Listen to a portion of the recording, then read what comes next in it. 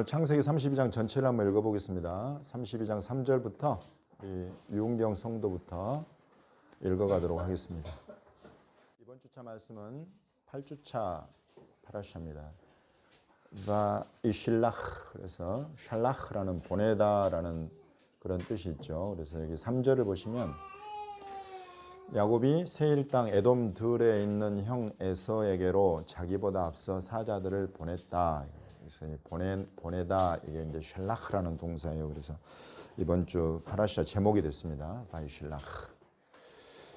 사자들을 보냈어요. 야곱은 이제 바단 아람에서부터 돌아오는 길이었고, 돌아오는 길에 이제 가나안 땅이 가까워지면서 아직 가나안 땅에 들어가지는 않았지만은 형 에서가 자꾸 걸린 거예요. 이전에 형의 장자권을 빼앗고 형의 축복을 빼앗고 모든 것을 빼앗았다가 이제 도망했잖아요. 도망쳐가지고 20년이 지났어요. 20년이 지나서 다시 그 형이 있는 이제 곳으로, 또 아버지가 있는 곳으로 돌아가려고 하면서 야곱이 이제 미리 사자들을 세일 땅 에돔 들에 있는 형 에서에게로 보냈다. 보내서 이제 야곱이 돌아옵니다. 동생이 돌아옵니다. 이런 전가를 하니까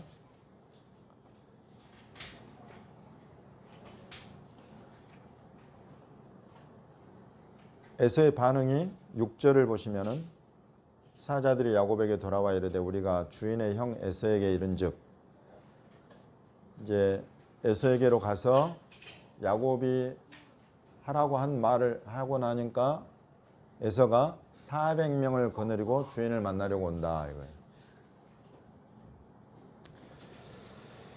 여러분이 400명이 환영 인파였겠습니까? 아니면 여러분 어떻게 생각하세요? 에서가 왜 400명을 끌고 왔을까요? 너무 사랑이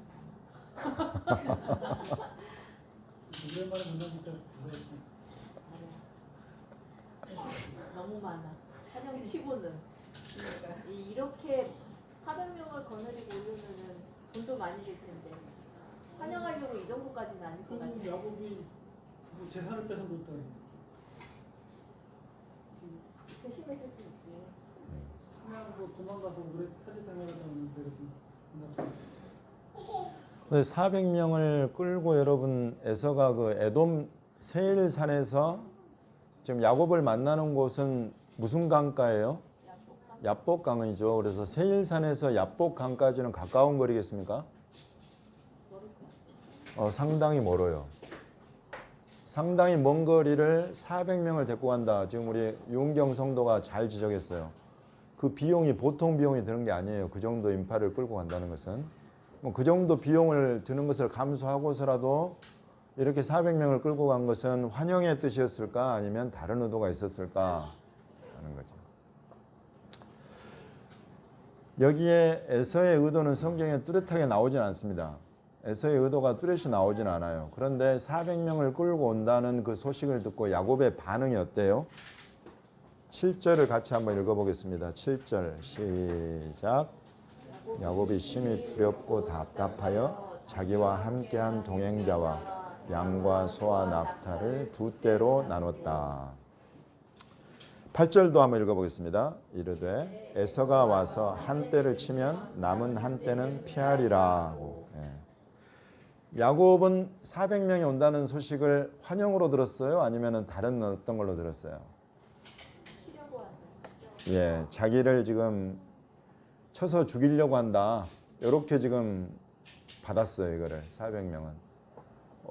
야곱이 잘 생각한 것 같아요? 아니면 어때요? 여러분 생각 어때요? 논리적인 것 같아요. 논리. 네. 야곱은 여러분 왜 심히 두렵고 답답했을까요? 왜 심히 두렵고 답답했을까요? 지은 죄가 있어서. 네. 1번 맞아요. 지은 죄가 있어서 그래요. 2번 지은 죄는 지은 죄고 지금 왜 이렇게 심히 두려워졌는가?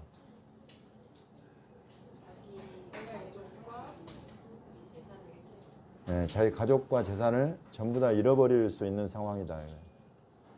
그 이야기는 지금 야곱의 이 바다나람에서 끌고 오는 이 떼가 400명이 된다 안 된다? 이 쪽수로 밀리는 거예요 지금. 어떻게 대적해 볼 수 없는 상황이에요. 그러면 누가 강자예요? 에서가 강자고 약자는 야곱이다. 여러분 이게 보이죠? 만약에 야곱이 자기가 한 800명이 있어요 여기에. 그러면 심히 두렵고 답답했을까요? 400명 온다는 소식에? 그럴 리가 없죠. 400명쯤이야 800명으로 눌러버리면 되잖아요.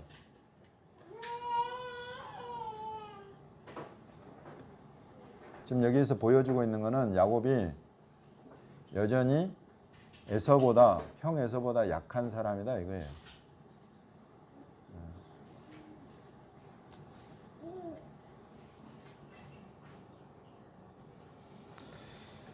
여러분 약한 사람은 누구를 의지하게 되어 있습니까? 강한 사람을 의지하게 되어 있고 강한 사람 중에 강한 사람이 누굽니까? 하나님입니다. 그래서 이제 야곱은 9절을 보시면 하나님을 찾아요. 9절 한번 같이 읽어보겠습니다. 시작. 야곱이 또 이르되 내 조부 아브라함의 하나님 내 아버지 이삭의 하나님 여호와여 주께서 전에 내게 명령하시기를 내 고향 내 족속에게로 돌아가라 내가 내게 은혜를 베풀리라 하셨나이다. 아멘. 예. 약하고 이 상황을 스스로 타개해낼 그런 능력이 없고 권력도 없고 그런 힘도 없어요. 형 에서를 마주 대할 어떤 형을 에서를 능가할 만한 것이 지금 아무것도 없어. 야곱은. 그래서 마음이 불안하고 두려운 거예요. 마음이 불안하고 자기가 어떻게 해볼 수 없는 상황에 지금 닥치는 거예요. 그 상황에서 지금 야곱은 하나님을 찾고 있습니다. 하나님을 찾고 있어요. 하나님의 이름을 부르고 있어요. 우리 할아버지 아브라함의 하나님, 내 아버지 이삭의 하나님 여호와여. 그래서 하나님을 찾아요.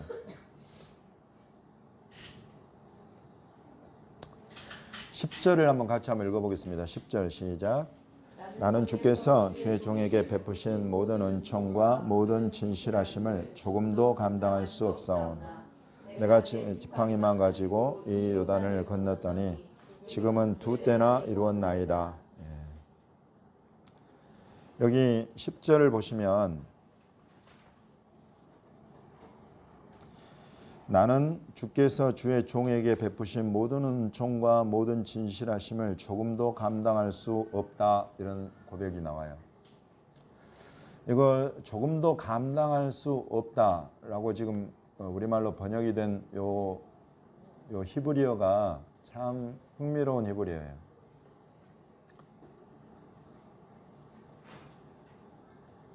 나는 조금도 감당할 수 없는 사람이다.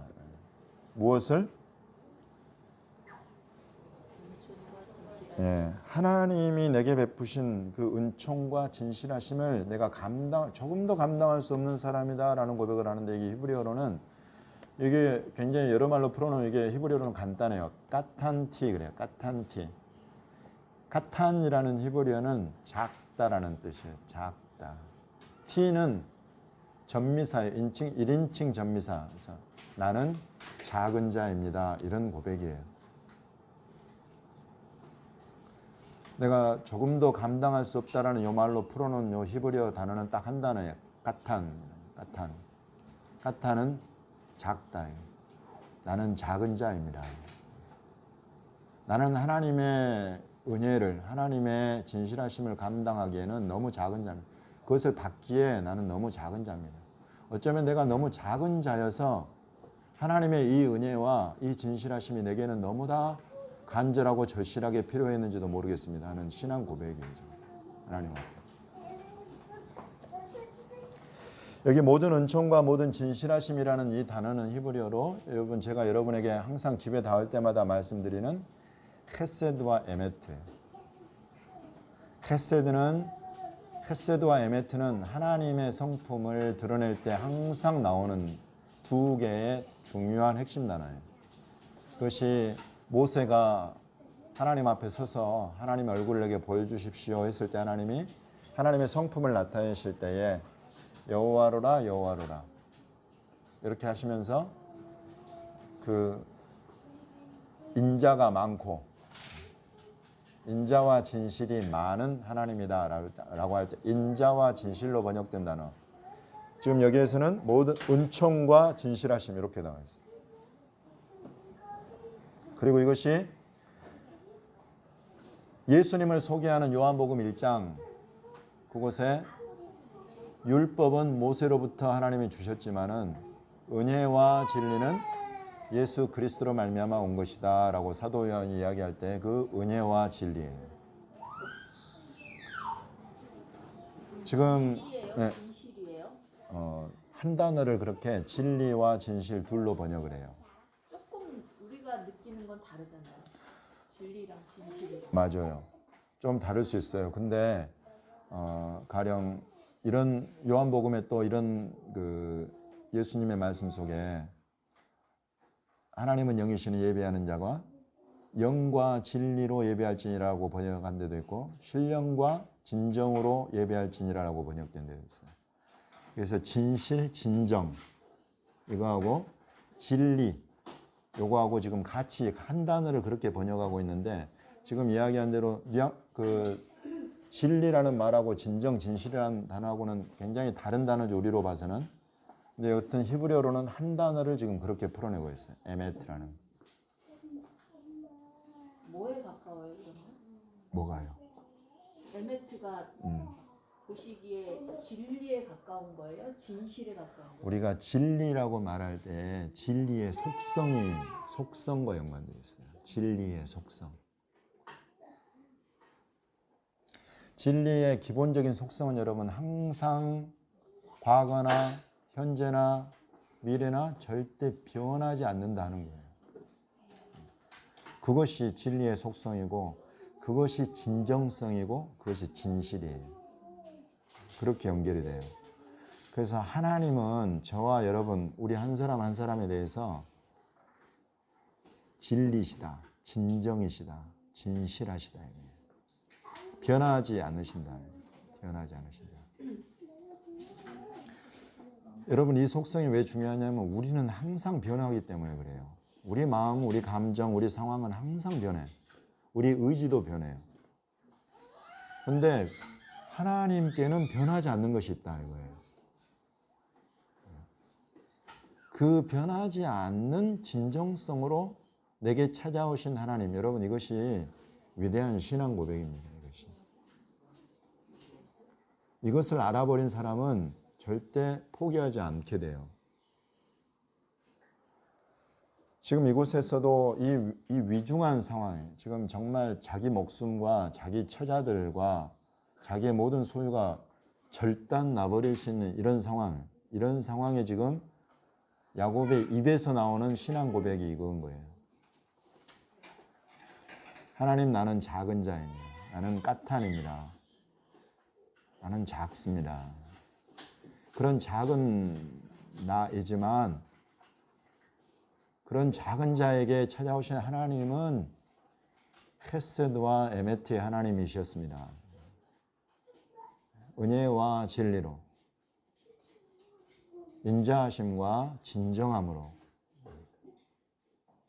지금까지 나를 이끌어 오셨고 돌봐오시고 여기까지 나를 이끌어 오셨습니다 하는 신앙 고백을 지금 하고 있는 거예요.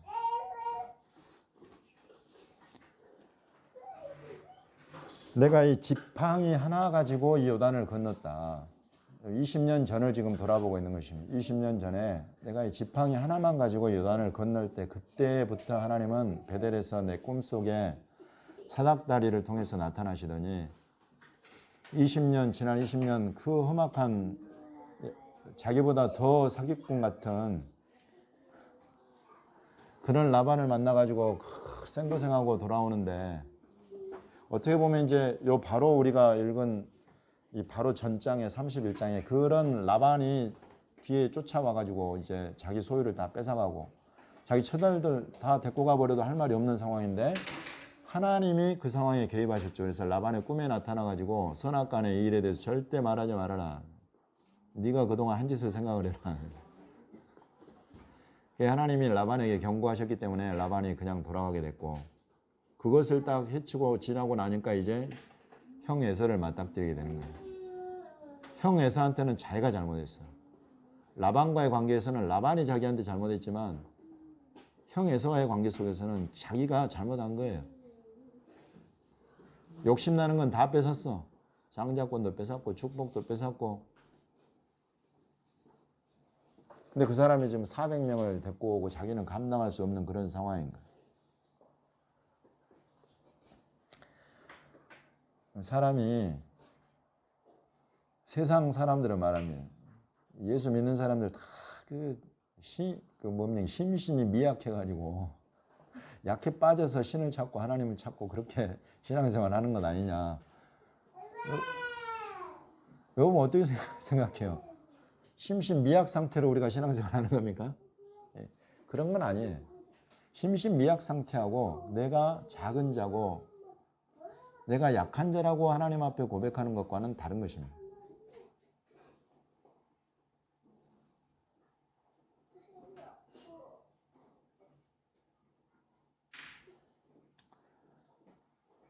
야곱은 스스로 어찌 해볼 수 없는 지금 그런 상황에 처해 있고, 이때에 가장 그 깊은 곳에서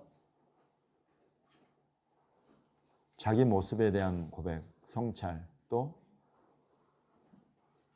지금까지 인도해 오신 하나님을 향한 신앙 고백, 이런 부분들이 지금 중심에서 솟아나오고 있는 상황이다.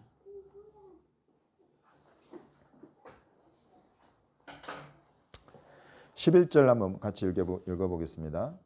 시작. 내가 주께 간구하오니 내 형의 손에서 에서의 손에서 나를 건져내시옵소서. 내가 그를 두려워함은 그가 와서 나와 내 처자들을 칠까 겁이 나기 때문입니다.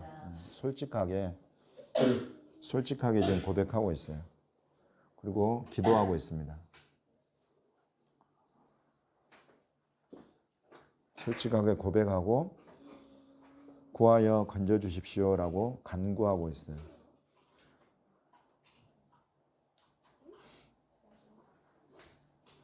예, 우리는 이렇게 하나님이 필요해요. 우리가 어찌해 볼 수 없는 그런 상황에 우리가 찾고 구하고 의지할 수 있는 분이 여러분 헤세드와 에메트의 하나님이시기 때문에 그 하나님의 이름을 우리는 부르는 것입니다. 그게 신앙이에요.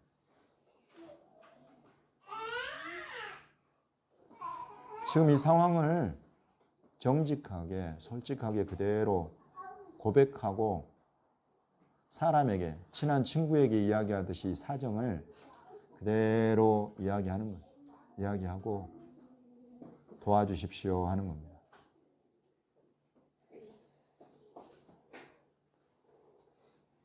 이게 신앙이고 이게 기도예요. 기도의 본 중에 본이라고 한다면 이런 거예요. 그리고 나서 스스로 소유를 이제 포기하기 시작해요. 여기 보시면 14절부터 이제 형 에서를 위해서 예물을 딱 준비를 합니다. 자기의 소유 중에 예물을 준비해서 암염소, 순염소, 암양, 순양, 낙타, 암소, 황소, 암나귀, 새끼 나귀, 이것들을 세 떼로 나눠요. 세 떼로. 여러분 엄청난 숫자입니다. 막 220, 220, 30, 40, 10, 20, 10 이런 것들 엄청난 숫자죠. 이런 것들을 이제 내가 형한테 예물로 그냥 드리고 말겠다. 이거 여러분 이거 만들려고 라반하고 한 싸움을 생각을 해보세요. 고생하고 치열하게 해서 만들어 놓은 이것을 이제 포기하는 거예요.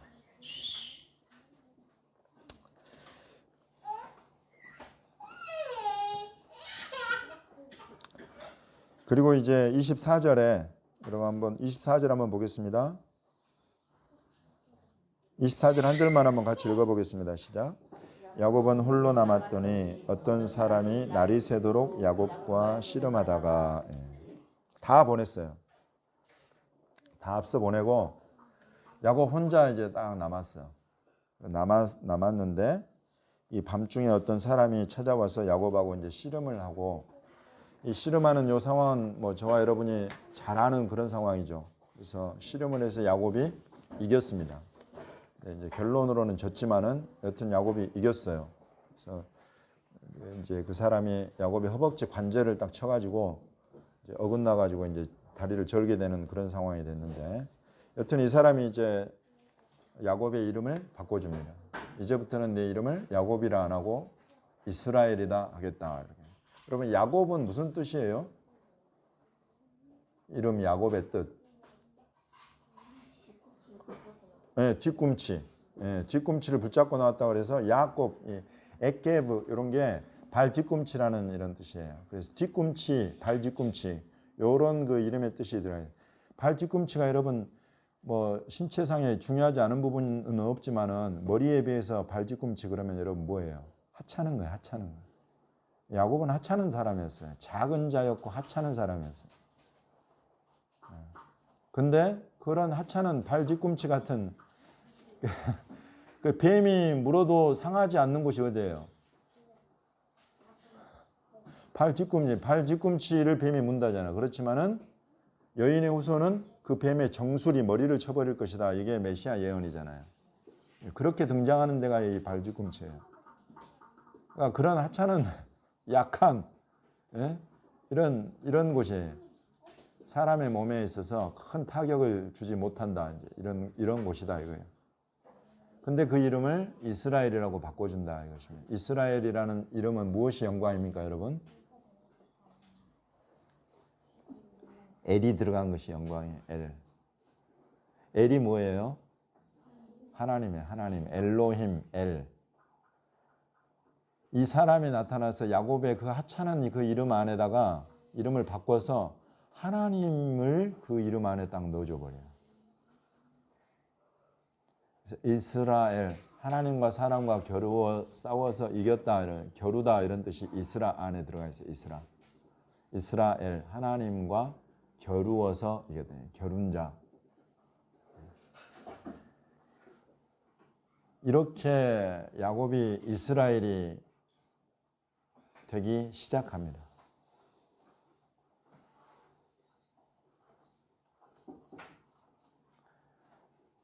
여러분 우리가 육에 속하고 이 땅에 속하고 이 세상 가치관에 속해 있다가 하나님 나라의 중요하고 위대한 사람이 되어가는 거예요. 근데 그게 쉽지가 않아요. 그 과정이. 우리가 예수 그리스도 안에서 누구나 다 하나님 나라에 들어갈 수 있어요. 예수 그리스도 안에 성령 인도하심 안에서. 그런데 그 안에서 위대한 사람이 된다는 것은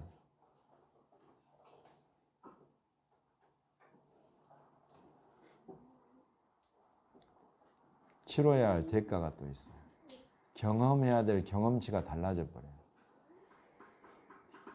한 사람의 인생이 순탄하고 평탄하게 지나가는 것도 좋지만은 한 사람이 야곱에서 이스라엘이 된다. 이 세상 가치관에서 육신 가운데 얽어매어서 그렇게 살아가다가 영에 속한 사람이 되고 성령의 기름 부은 사람이 되고 하나님의 나라의 이 일을 감당하는 사람이 되고 여러분 이런다는 것은 쉽지가 않아요.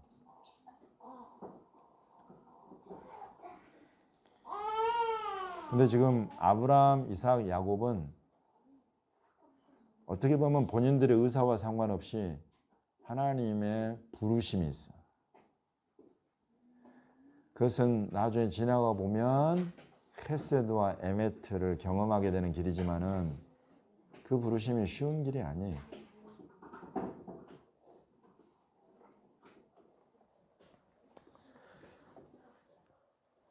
그래서 야곱은 이제 이런 과정을 지나면서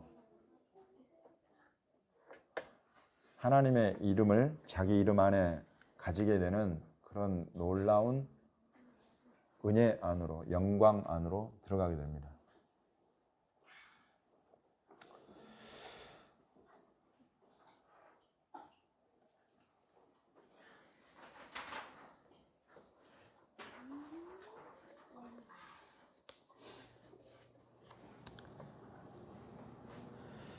30절 한번 읽어보겠습니다. 30절 시작. 그러므로 야곱이 그곳 이름을 브니엘이라 하였으니 그가 이르기를 내가 하나님과 대면하여 보았으나 내 생명이 보존되었다 하매더라. 이제 야곱이 이름이 브니엘로 아니 이스라엘로 바뀌어지면서는 이 사람이 하나님을 만날 때마다 엘 하나님의 이름을 자꾸 부르게 돼요. 그래서 처음에 에서의 낯을 피해서 도망갈 때 사닥다리를 그 꿈속에 보고 그 지역 원래 이름이 루스였는데 루스라는 그 이름을 벳엘로 바꾸고, 그죠?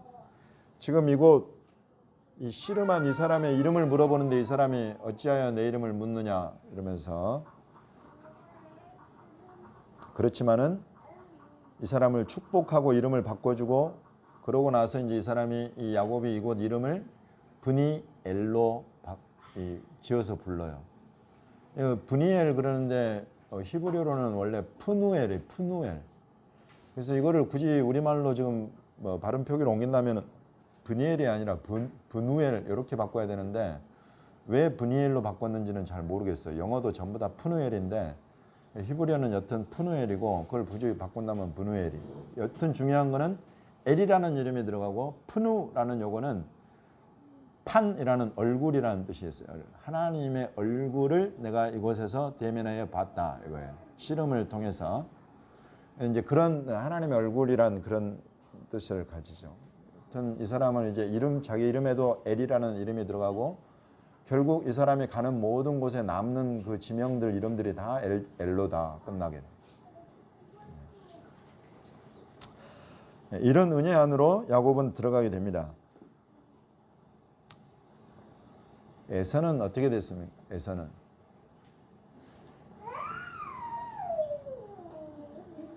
33장, 34장, 35장 이런 데 오늘 파라샤 본문을 쭉 읽어보면 에서가 여러분 정말 굉장한 족장 그리고 한 지역의 지도자 이렇게 커가는 것을 볼 수 있어요. 실제로 야곱은 여전히 여러분 유랑하고 있어요. 유랑.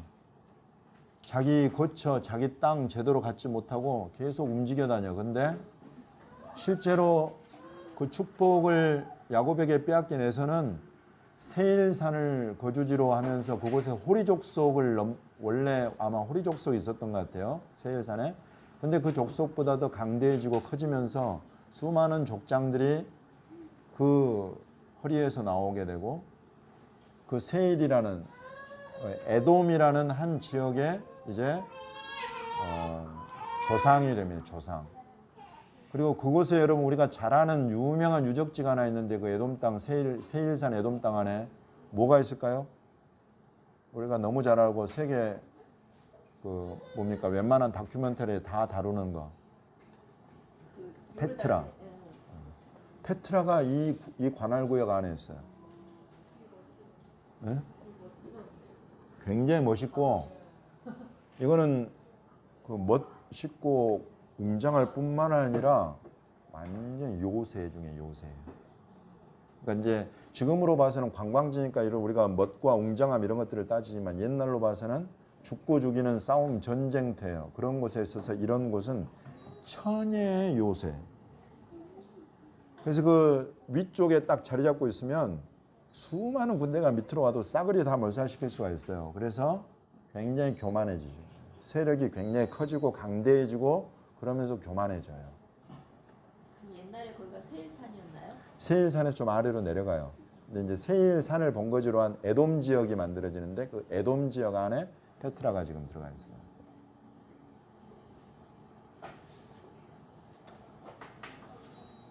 그래서 오늘 실은 이 파라샤 본문과 연관된 하프타라가 오바댜 1장인데 오바댜 1장에 보면 에돔의 이런 에서의 자손들의 세력이 굉장히 강성해지고 높은 데 거주하면서 아무도 우리를 함락시키지 못할 것이다 이러면서 교만하게 거주하고 있는 에서의 자손들 이야기가 나와요. 그런데 하나님이 그들을 심판하시겠다고 그래요.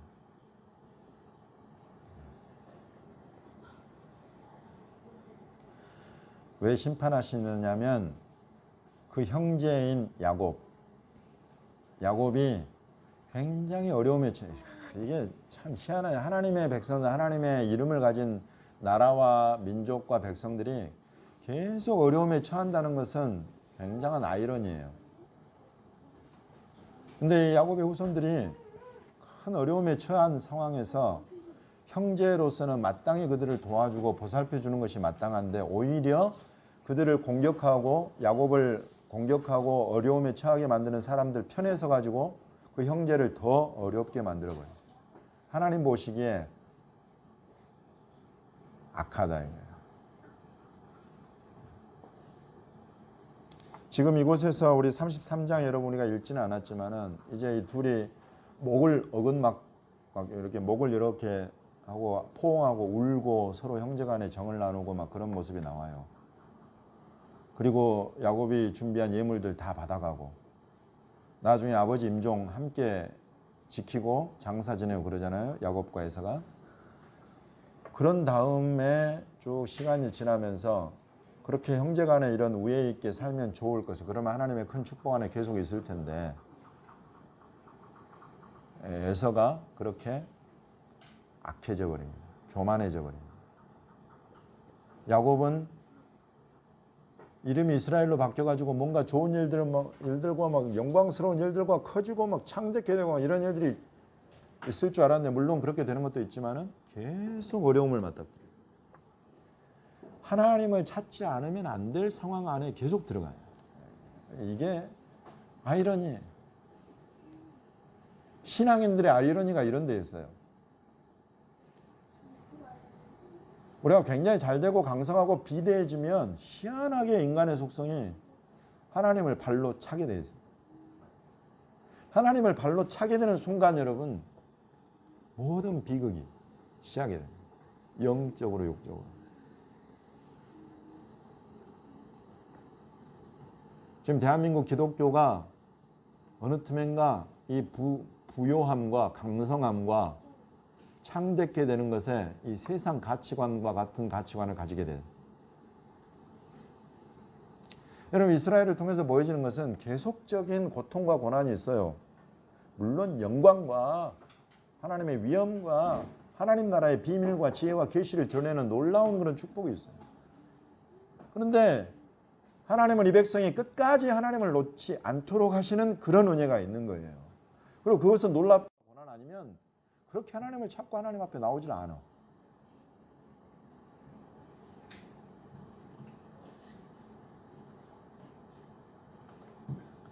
지금 이제 대한민국 교회는 이스라엘로부터 배워야 되는 때예요.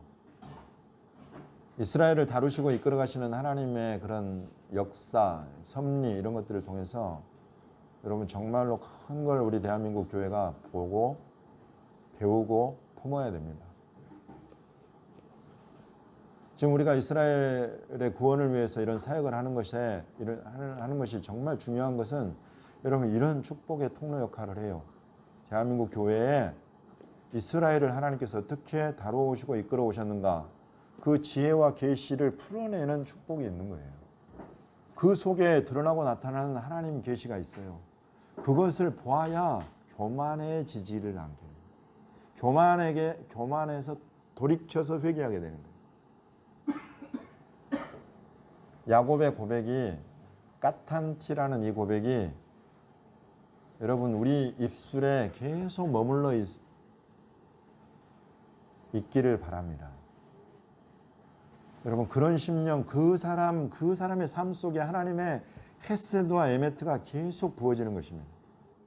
이게 아이러니지만은 여러분 이것이 진리예요.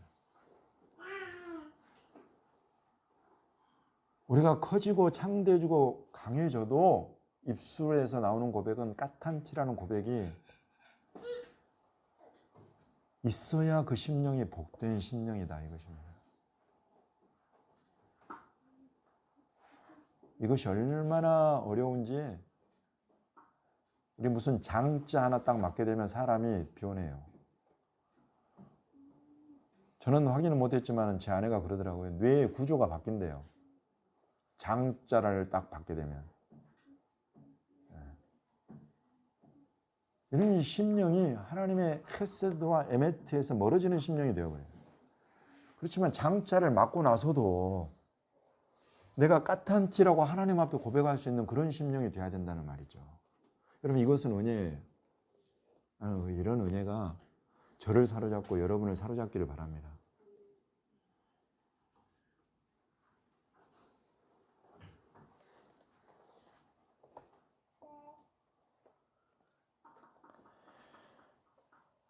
결국 이 까탄티라고 고백한 내가 너무 작은 자입니다라고 고백한 야곱과 그의 간구 하나님 앞에 찾고 구하는 그 기도 그 속에 하나님이 은혜를 베푸셔서 이런 모든 고난과 위기 상황을 다 지나가요.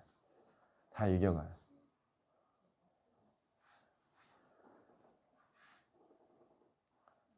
그리고 끝난 줄 알았는데 쉐켐에 딱 들어가서 쉐켐 앞에 장막을 쳤더니 쉐켐 놈들이 이 작은 자가 왔다 이러면서 자기들보다 작은 자다 이러면서 그 속에 딸 디나를 강간하잖아요. 또 이런 또 고통스러운 일이 또 나와.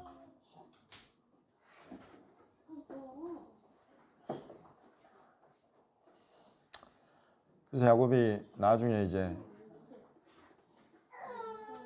이집트 바로 앞에 서가지고 내가 130년 험악한 세월을 살았습니다. 그렇지만 그 험악한 세월 동안에 나를 목자같이 나를 이끌어오신 그 하나님이 계시다. 이런 신앙 고백을 하잖아요.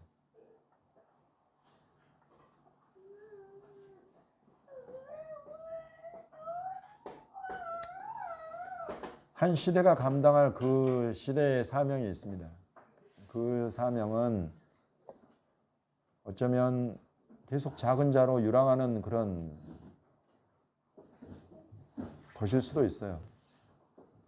그렇지만 한 시대가 그렇게 충성되게 하나님 보시기에 합당한 그 모습을 딱 갖고 지나가게 되면 그 다음 세대에는 그 다음 세대 그 전 세대가 순종한 그것을 바탕으로 해서 그것을 걸음을 삼아서 그 다음 세대가 너무나 큰 하나님의 축복 가운데로 들어가게 되는 거예요.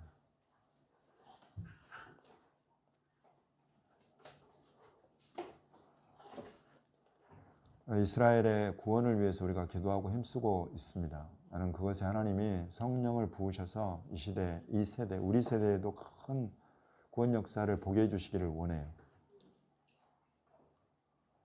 어느 만큼 풀어가실지는 하나님만이 아세요.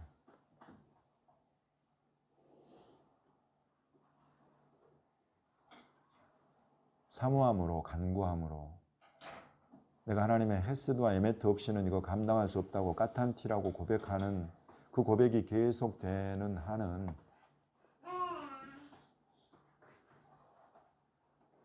우리에게는 장래가 있고 소망이 있고